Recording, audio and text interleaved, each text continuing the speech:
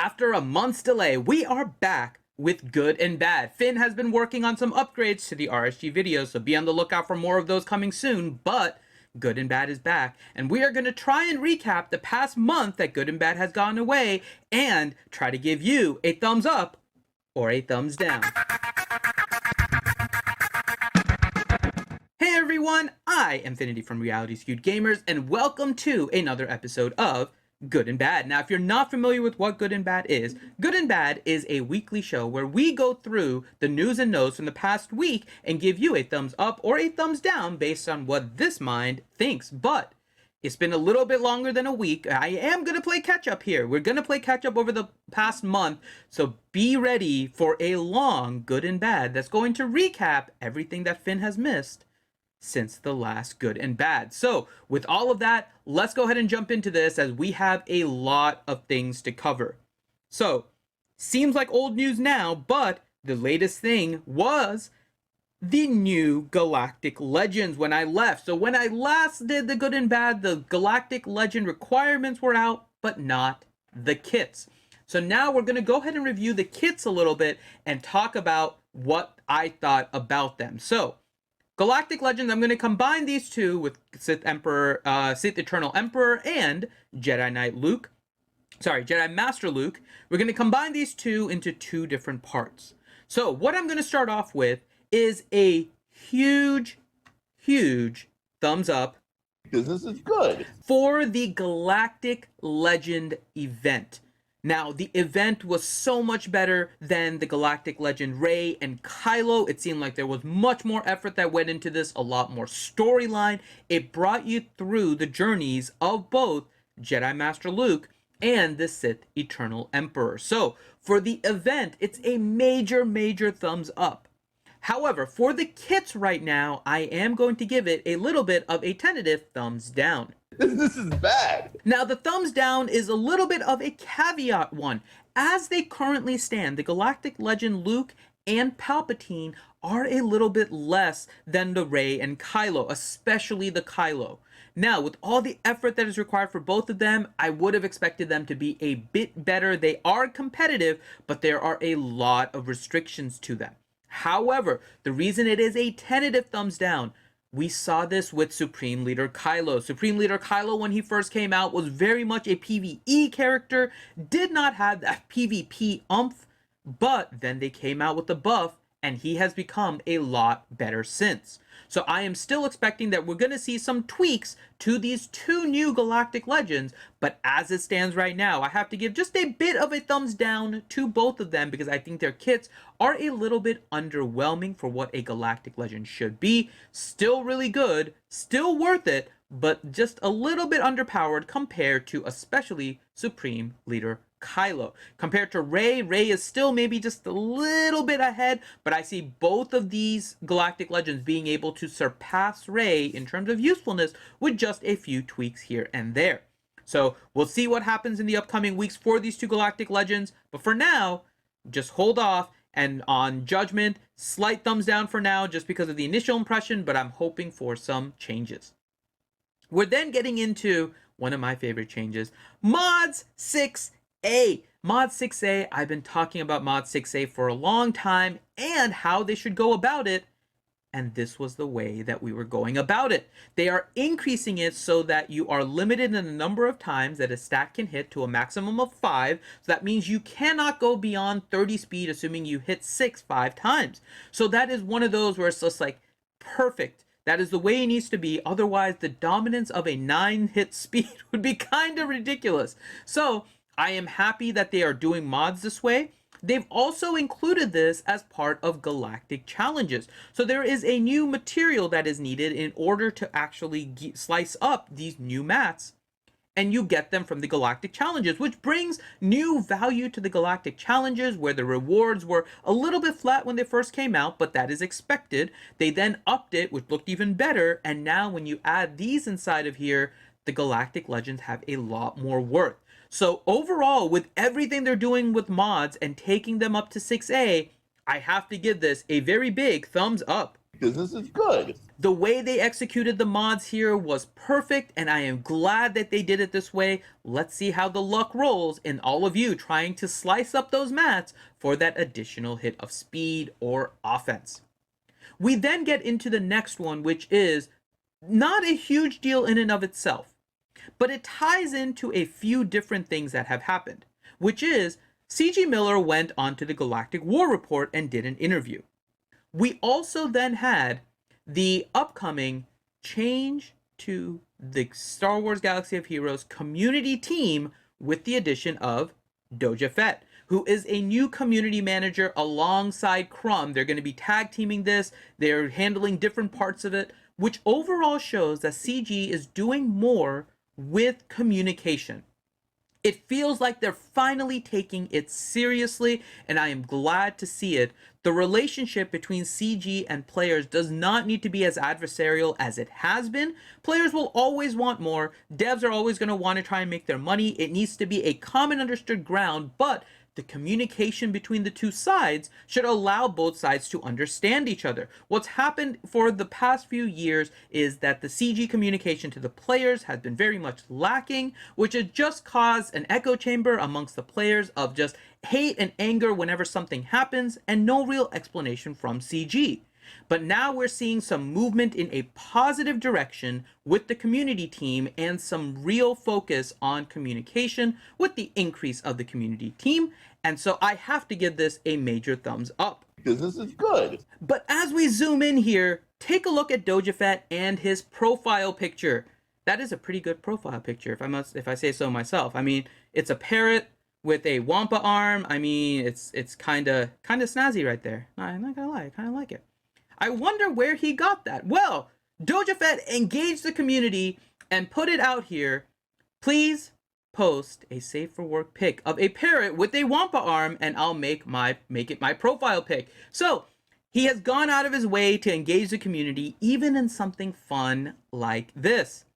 So who ultimately made him that? It was me! The Finity pick has been picked as Doja Fett's profile pick for now, so I am definitely giving that a thumbs up. This is good. Business is good because Finity's pick got picked by Doja Fett. So there you go. Just a fun little thing that he did with the community, and of course, Finn is happy to see that. So there you go, the thumbs up wampa arm with the parrot. See the resemblance? All right. So let us now get to the next one.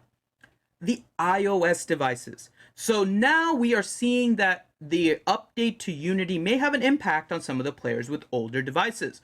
They're now limiting it to iOS 10. The impacted devices are going to be iPhones 5, 5C, and 4th generation iPads. So those things or anything older might have difficulty running Galaxy of Heroes. No thumbs up, no thumbs down for this. This is a natural progression of the game, and as they include more and more graphics and technology into this game, making it better and up to date, these kind of things will happen. So what we see here, unfortunately, an impact on iOS devices that is going to be starting later this week. And so it's just one of those things that players are going to have to be accustomed to happening if they have an older device. Now, bright side, there are emulators, and the cross-platform was working as of a couple of weeks ago, and I assume it's still working now. So get your stuff onto an emulator in a worst-case scenario so that you can keep your game going and going, even if your device may not be able to support it. That then brings us to the Galactic Challenge Cadence. Now, Doja Fett has been good about going through the forums and communicating. He's been responding a lot, so the initial start has been good. But of course, we know there's always that honeymoon period, and what players are waiting for is the longevity of it. But one of the things he mentioned is that the cadence of the Galactic Challenges right now is every week.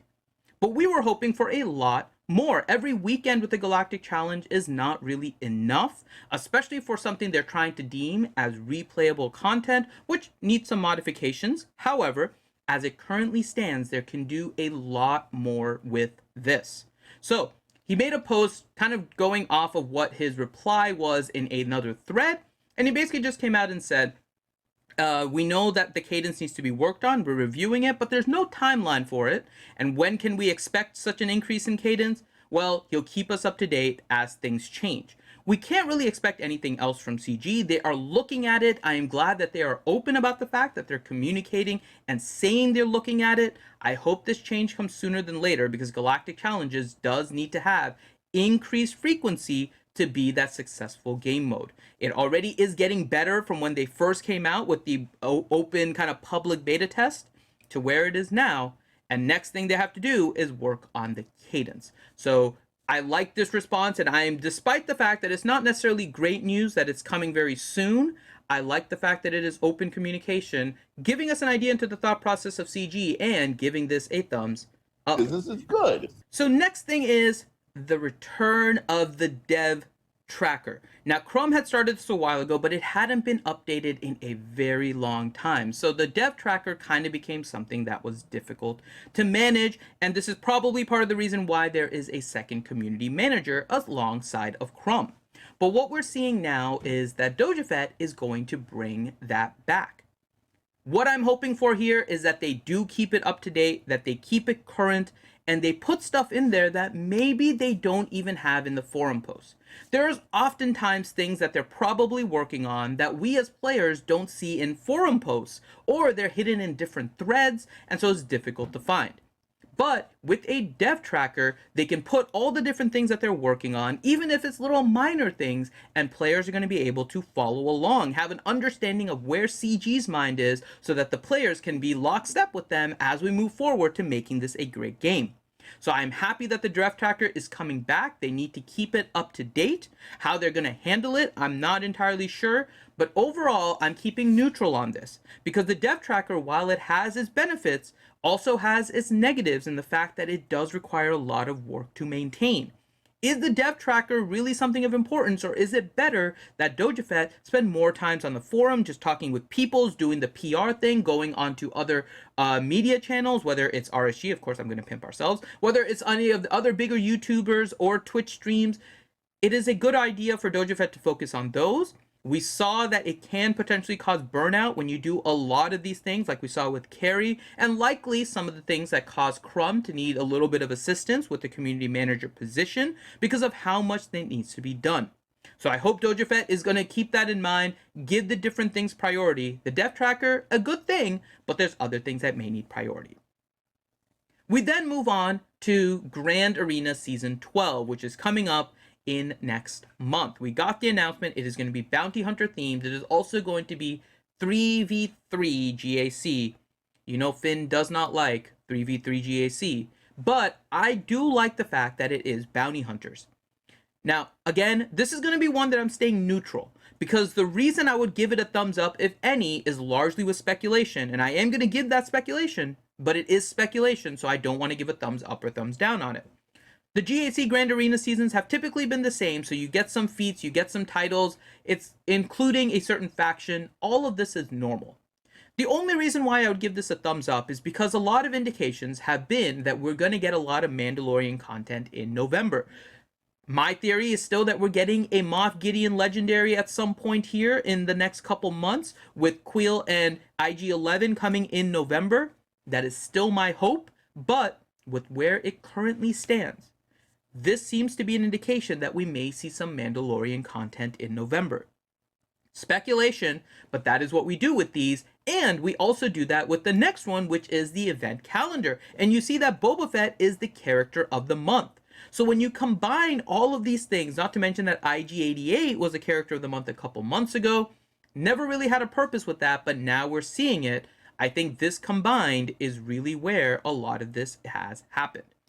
So the next thing is that we are going to go to the updates. Now, there was a big update that they put on the make good for Lightside TB. Now, what is this with Lightside TB?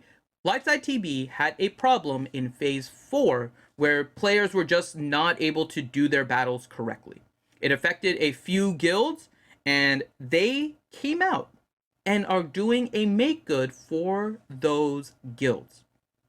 So I have to give this a thumbs up. Business is good. It hasn't been often that we've seen CG come out and say, we've made a mistake, here is some compensation. But this is one of those scenarios that they have. Now, it did impact rewards directly by happening with Phase 4, but hopefully this is something CG will take with them for any other major eras moving forward. Even the sentiment of actually giving something in compensation for an issue and understanding that players had is going to be important. That is one way that you start to bridge that gap between the devs and the players. And DojaFett, I think here in putting this post, and I know the decision comes from above him to do this, but DojaFett coming out being the mouthpiece here to say that we're giving you these rewards is a good start. And since DojaFett has no real history with the community, short of long ago when he came out with details about the Night Sisters, DojaFett is maybe the perfect person to start off a good relationship with the players. So hopefully he can keep that up. We don't end up with one that sours, and Crumb and DojaFett combined are going to be able to lead the communication in a good direction. This then brings us to the last one, which is the Galactic Challenge. This is a new bug that came out where if you, on the Galactic Challenge, you are missing rewards if you failed or you retreated on your first attempt. This is something ongoing, by the way, for you guys that are currently trying to do the Galactic Legends, so I wanted to put this in there. It's a bug. It happens. Unless it's a really bad bug, you guys know I don't give it a thumbs up or a thumbs down. It's a neutral based on how they handle it. These bugs happen. We have a couple days on the Night Sister event, so let's hope that they fix this quickly. But until I see what their resolution is, neither a thumbs up nor a thumbs down. It's just a continuation of monitoring to see where they go. So it's been a long month. But looking at the counter, I think we know where it's been. We are moving this game in a good direction, and a lot of these are based on the fact that there was a lot of good communication. I am really happy with the communication increase. Again, it is new, so I am hoping that it continues with DojaFett. It's not right now we're in the honeymoon period. It needs to continue, so hopefully it will. And with that, I am going to give this week, what am I going to give this week? I'm going to give this week a thumbs up.